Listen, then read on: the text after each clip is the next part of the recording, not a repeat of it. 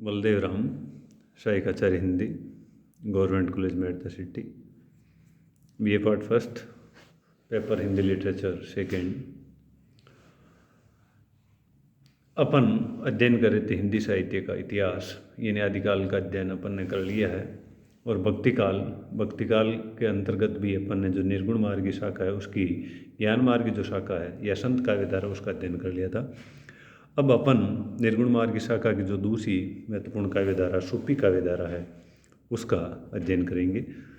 स्पष्ट है, ज्ञान मार्ग की शाखा में ज्ञान को विशेष तवज्जो दी गई है और ज्ञान ही वो तत्व है जिससे हृदय की पवित्रता, चित्त की निर्मलता और इस ज्ञान नेत्र जब खुलता है तो उस परमात्मा से अपना साक्षात्कार हो सकता है, यानी इसमें ज्ञान को विशेष महत्व दिया गया है। और सूफी जो काव्यधारा है इसके अंतर्गत आत्मा और परमात्मा के बीच का जो सेतु है यानी प्रेम तत्व को विशेष इसमें तवज्जो दी गई है।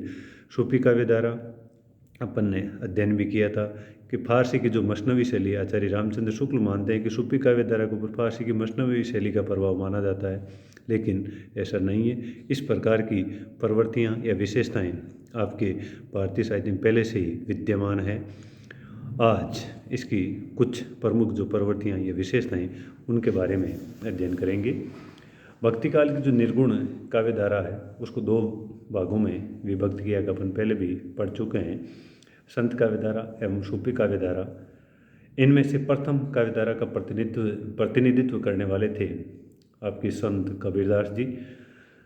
तो दूसरी जो काव्यधारा है जिसको सूफी काव्यधारा के नाम से जाना जाता है या प्रेमाख्यानक या प्रेमाश्रयी, इन नामों से भी इसको जाना गया या रोमांचिक कथा काव्य परंपरा के नाम से भी जाना गया है। तो इस शाखा के जो प्रतिनिधि कवि हैं वो मलिक मोहम्मद जायसी है, जिन्होंने अवधी भाषा में ये साहित्य सृजन किया है और इनका पद्मावत है इसी में लिखा गया है। सूफी काव्यधारा के लिए कुछ अन्य प्रचलित नाम यथा प्रेमाख्यानक काव्य परंपरा, प्रेम गाथा काव्य एवं प्रेम मार्गी काव्य, रोमांचिक कथा काव्य परंपरा आदि। डॉक्टर गणपति चंद्र गुप्त ने भी इस काव्यधारा के लिए एक नया नाम दिया है, वो है रोमांचिक कथा काव्य परंपरा। इन सभी नामों में सर्वप्रसिद्ध जो नामकरण है वो इस धारा के लिए जो सहज स्वीकृत हुआ है वो यह है सूफी काव्यधारा। इस वर्ग के कवियों ने प्रेम गाथाओं को अपने काव्य का विषय बनाया और प्रेम तत्व के द्वारा ईश्वर प्राप्ति को संभव बताया। प्रमुख सूफी कवि एवं उनकी रचनाएं। सूफी प्रेमाख्यानकों में सर्वप्रथम जो रचना है मुल्ला दाऊद की जो रचना है चंदायन, जिसका रचनाकाल 1379 ईस्वी माना जाता है। दूसरे प्रसिद्ध सूफी कवि कुतुबन हैं और जिनकी रचना का नाम है मर्गावती। इसी ग्रंथ का रचनाकाल 1503 ईस्वी माना जाता है। सूफी प्रेमाख्यानक काव्य परंपरा में सर्वप्रमुख हैं, यानी इनमें शिरोमणि हैं और शिरोमणि पद के जो अधिकारी हैं वो मलिक मोहम्मद जायसी तथा इनका प्रसिद्ध ग्रंथ पद्मावत माना जाता है। इस ग्रंथ की रचना 947 हिजरी सन 1540 ईस्वी में की गई। इसके अतिरिक्त उनके दो ग्रंथ और भी हैं, अखरावट और आखिरी कलाम। मंजनकृत मधुमालती का भी सूफी प्रेमाख्यानक में महत्वपूर्ण स्थान माना जाता है। इनके अतिरिक्त उस्मान ने चित्रावली, शेख नबी ने ज्ञानदीप, नूर मोहम्मद ने इंद्रावती और अनुराग बांसुरी तथा शेख निसार ने यूसुफ जुलेखा नामक प्रेम गाथाएँ भी लिखी हैं। मुसलमान सूफी कवियों के अतिरिक्त हिंदू कवियों ने भी प्रेम गाथाएँ लिखी हैं। इनमें प्रमुख हैं ईश्वरदास कृत सत्यवती कथा तथा दुखहरण दास कृत पुष्पावती। अब इस काव्य धारा की जो महत्वपूर्ण विशेषताएं या महत्वपूर्ण जो प्रवृत्तियाँ हैं वो इस प्रकार हैं। इस शाखा के अधिकांश कवि मुसलमान हैं एवं इन्होंने फारसी की मसनवी शैली को अपनाया है, ये इसकी एक प्रमुख विशेषता मानी जाती है। सूफी काव्यधारा के अधिकांश कवि मुस्लिम धर्म को अपनाने वाले यानी मुसलमान हैं, परंतु उनमें धार्मिक कट्टरता का अभाव है, यानी धार्मिक दृष्टिकोण से देखा जाए तो वो सहिष्णु प्रवृत्ति के ज़्यादा दिखाई पड़ते हैं।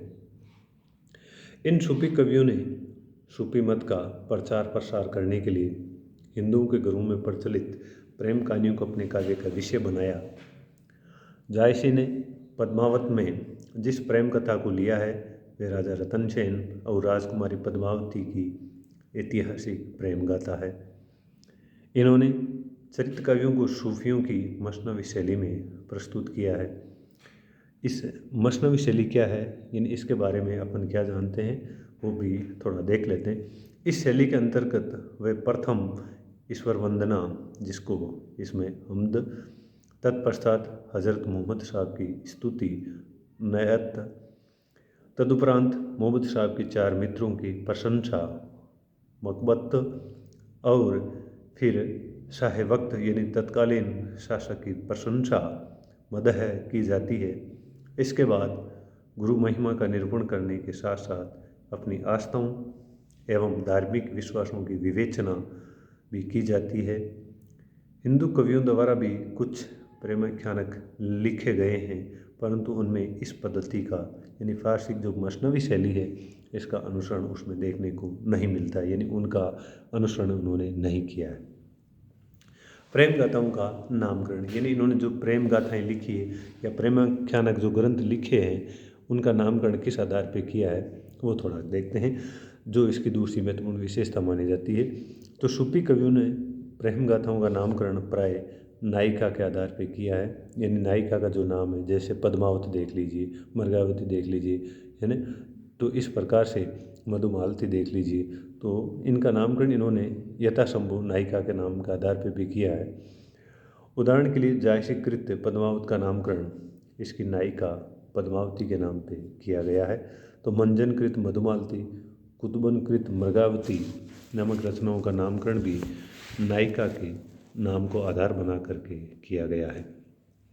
कुछ ऐसी ही रचनाएं भी हैं जिनमें नायिका के नाम के साथ कथा शब्द जोड़कर नाम रखा गया है, यथा सत्यवती कथा। इन काव्य ग्रंथों में नायिका को ईश्वरीय जलाल यानी ज्योति और जमाल यानी सौंदर्य से मंडित दिखाया गया है। यही ग्रंथ का केंद्र बिंदु भी रही हैं, अतः उसके आधार पर किया गया नामकरण नितांत उपयुक्त माना जा सकता है। इसकी जो तीसरी महत्वपूर्ण जो परवर्ती सूफी आपके जो ग्रंथ हैं उनकी मानी जाती है वो यह है अलौकिक प्रेम की व्यंजना। प्रेम गाथा काव्य परंपरा के अधिकांश कवियों ने लौकिक प्रेम कथाओं के माध्यम से अलौकिक प्रेम की व्यंजना की है। राजा रतन सेन एवं पद्मावती के जिस प्रेम का उल्लेख पद्मावत में किया गया है वह इसी प्रकार का है। यहाँ रतन सेन आत्मा का प्रतीक है और पद्मावती परमात्मा का प्रतीक है। अतः रतन सेन के हृदय में जो उत्कट लालसा पद्मावती से मिलन के लिए है उसे आत्मा की परमात्मा के प्रति मिलन की अभिलाषा ही समझा जाना चाहिए। अलौकिक प्रेम की इस व्यंजना के कारण सूफी कवियों की रचनाओं में रहस्यवाद का समावेश हो गया है। पद्मावत में कथा के बीच बीच में ऐसे अनेक संकेत दिए गए हैं जो पद्मावती को परमात्मा का प्रतीक मानने के लिए बाध्य करते हैं। समासोक्ति और अन्योक्ति के कारण पद्मावत में दोहरे अर्थों की व्यंजना करने वाले अनेक प्रसंग देखे जा सकते हैं। कवि ने इन प्रसंगों की योजना अलौकिक प्रेम की व्यंजना करने के लिए ही की है। उदाहरण के लिए पद्मावती के नक्शिक चित्रण में उसकी दंत पंक्ति की शोभा का वर्णन करते समय संसार के सभी पदार्थों में उस ज्योति को दिखा दिया है। आचार्य रामचंद्र शुक्ल ने सूफी कवियों के काव्य में पाई जाने वाली रहस्यवादी प्रवृत्ति पर टिप्पणी करते हुए इसे भावात्मक कोटि का रहस्यवाद स्वीकार किया है। यदि कहीं सच्चे भावात्मक रहस्यवाद के दर्शन होते हैं तो जायसी आदि सूफी कवियों में। इसकी अगली जो महत्वपूर्ण विशेषता मानी जाती है कथा संगठन एवं कथानक रूढ़ियाँ। सूफी कवियों के प्रेमाख्यानक प्रबंध काव्य हैं। इन काव्य के बंध के आधार पर 2 भेद माने जाते हैं, एक प्रबंध काव्य, एक मुक्तक काव्य। तो ये जो सूफी काव्य धारा के जो प्रेमाख्यानक हैं ग्रंथ हैं वो प्रबंध काव्य की श्रेणी में आते हैं, जिनमें कथा तत्व का समावेश है। इन प्रबंध काव्यों के कथा स्रोत भारतीय पुराण, इतिहास एवं अन्य लोक प्रचलित प्रेम कहानियाँ हैं। इन कवियों ने जिन प्रेम गाथाओं का चयन किया है वे प्राय एक ही सांचे में डली हुई हैं।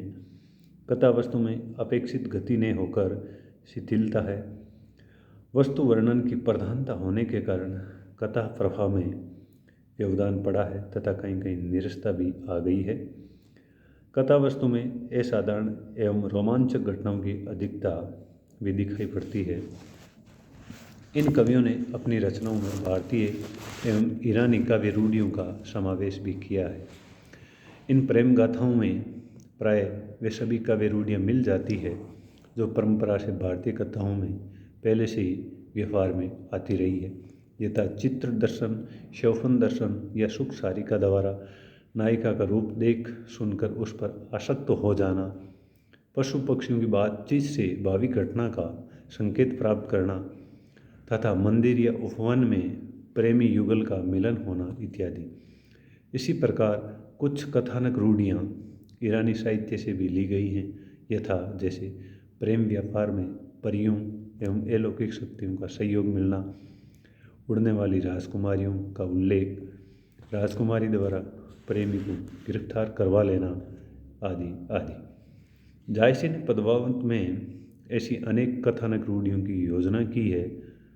मानसरोवर में पद्मावती का सखियों के साथ स्नान करना, नायिका को विरह ताप चढ़ने पर वैद्य द्वारा नाड़ी परीक्षा करना, बाहरे मासा के द्वारा विरह निरूपण, समुद्री तूफान से नौका का टूट जाना तथा शंकर पार्वती द्वारा सहायता प्राप्त करना, इस प्रकार की कथानक रूढ़ियाँ हैं। तो आज अपन ने सूफी काव्य धारा के प्रमुख कवि और उनकी रचनाओं के नाम के साथ साथ इसकी कुछ विशेषताओं का अध्ययन किया था। अगले अध्याय में अपन इस काव्य धारा की दूसरी जो महत्वपूर्ण विशेषताएं हैं उनका अध्ययन करेंगे। धन्यवाद।